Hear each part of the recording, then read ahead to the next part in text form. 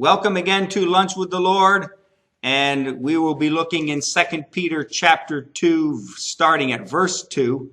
But before we do, Jeremiah 15:16, Thy words were found, and I did eat them. Thy word was unto me the joy and rejoicing of my heart.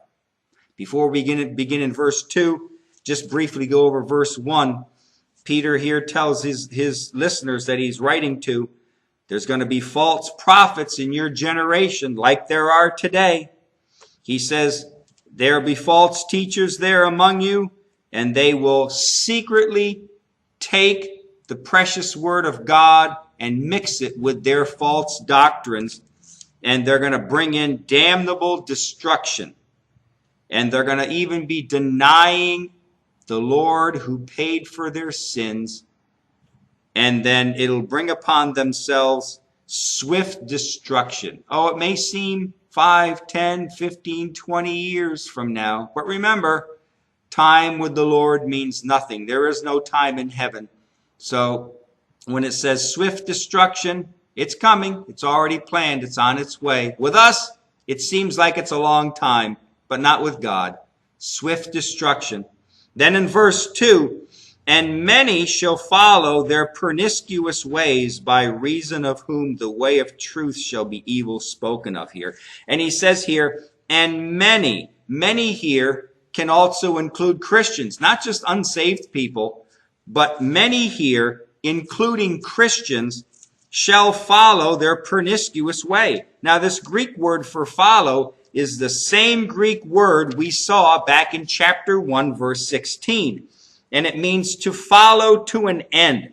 It means to continue a thought to its very end. It means you just don't think of something and then think of something different or go on a different direction. It means you have a thought and you begin to think about that thought and continue that thought unto its conclusion. So it says here, Peter says, and many people, including Christians, in their mind, they will follow these false teachers and false prophets' promiscuous ways. Now, promiscuous here in Greek means unbridled lust. It's not speaking about their teaching. It's speaking about their lifestyle, the lifestyle of these false teachers, false prophets. It means shamelessness. It refers to their immoral life, their lives, the lifestyle that they lead. And Peter here is saying, look, these false teachers, not only are they going to come in and teach you false things, even in the midst of teaching you some truth, but he says, be careful, because their lifestyle is going to be sinful also. They're going to lead a loose lifestyle. They're going to lead a shameless lifestyle, an immoral life. And he said many people here, even Christians in the church, will see these false teachers, hear their false teachings, and also look at their lives. Well, look at that guy. This false teacher. I just saw him. He was half drunk coming home. Or I saw him kissing another woman other than his wife. And they lead immoral lives. And Peter is warning them, many people shall follow these false teachers, their false prophets. They'll follow their lifestyle. They'll be deceived. They'll be drawn away by their evil lifestyle, by their sinful way that they live. By reason of whom the way of truth shall be evil spoken of. The way of truth here means the road of truth. It means the road that you take. And as we said in John 14:6, Jesus said, I am the way. I am that road. There is no other road to the Father. I'm that road. And he said, Peter says, that the road of truth, the way of truth, will be evil spoken of. Evil spoken of here, the Greek word is blasphemous, and it means to blaspheme. They will be blaspheming. So people in the church will be looking at the lifestyle and hearing the words of these false teachers, and it will shake their faith. Not everybody, but maybe weak people in the church who got saved not too long ago, or they've been a Christian for a little while, and they see these teachers and they admire, they maybe have some kind of respect for these people, and then all of a sudden they see them living an immoral life, and it devastates them. It shocks them. Or maybe it gives them unbridled permission to do the same thing. Hey, this teacher, he's drinking. Why can't I? This teacher here, hey, he's doing this sinful thing. I guess it's all right. Maybe I can do it too. I mean, God speaks through him, doesn't he? And, this is what happens. It's evil spoken of. What happens is the way of truth, the gospel, the good news, becomes blasphemed because of their lifestyle, because it affects people's lifestyle. Do you know someone, a coworker, a relative who blasphemes the Bible or blasphemes Jesus, the way of truth? They have followed someone's promiscuous way.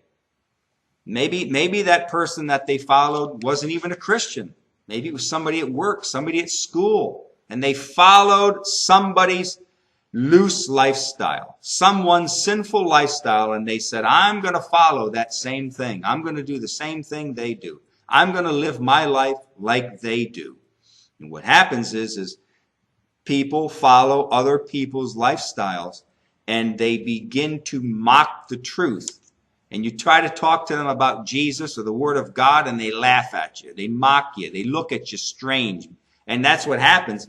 The people that are mocking you and laughing at you and maybe angry with you, the reason how they got there is because they followed someone else's promiscuous way. They saw how somebody else was living, and they decided they wanted to live that way too. They wanted to have those liberties too. They were influenced by someone to not speak God's truth, but to blaspheme the truth, to mock it, and to look down upon you. So Peter here says many people will follow the loose lifestyles of these false teachers. But because of that, the way of truth, the gospel, the word of God, the way of truth shall be blasphemed by these people.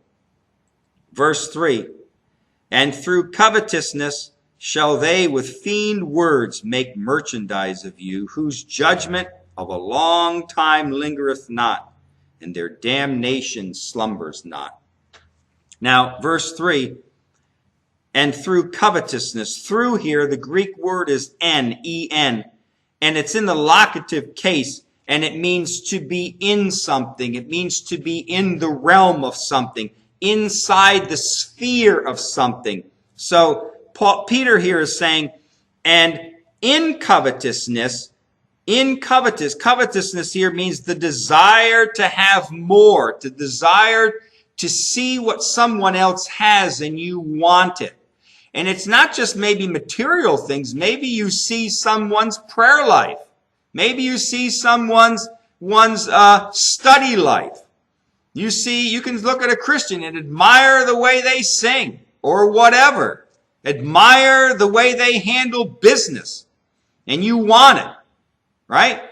So covetousness isn't just material things, although that's probably a majority of what it is, but it's also, covetousness even goes into the realm of spiritual things. I want to pray like they do. I got to have that. I got to have this. How can I get it? So he says, and in covet, but here Peter is talking about having monetary things, material things. But as a Christian, you have to understand covetousness is not just worldly things, material things or money. For a Christian, covetousness can be spiritual things too. So, and through covetousness shall they with feigned words make merchandise of you. So Peter is saying, because of, or in the desire, because of their desire to have more, meaning the false teachers and the false prophets, because of their desire to have more, that they, with feigned words, make merchandise of you. Feigned here means to mold their words. It means they molded their words. They chose their words for the purpose of deceiving you and using people for their own gain. So here, through feigned words, it means they spoke great words to deceive you, to draw you in, because you have something that they want. They want your money.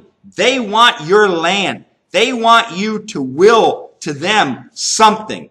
And they, with feigned words, they speak nice words and they draw you in. And they want to make merchandise of you. The Greek word here means to trade or to traffic. These false teachers molded their words to deceive the listeners and to make as much money as they could, to gain as many possessions as they could. All right?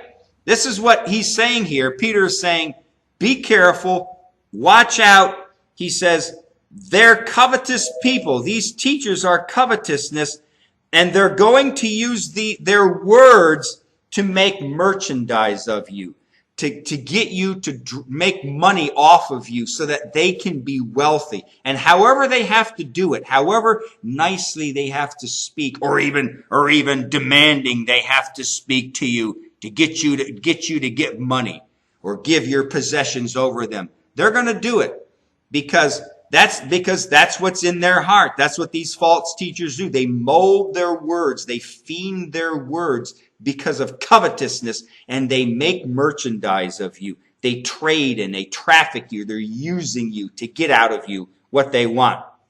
All right? Remember, in every single generation, there have been false teachers and false prophets that want to use you and gain money and possessions from you.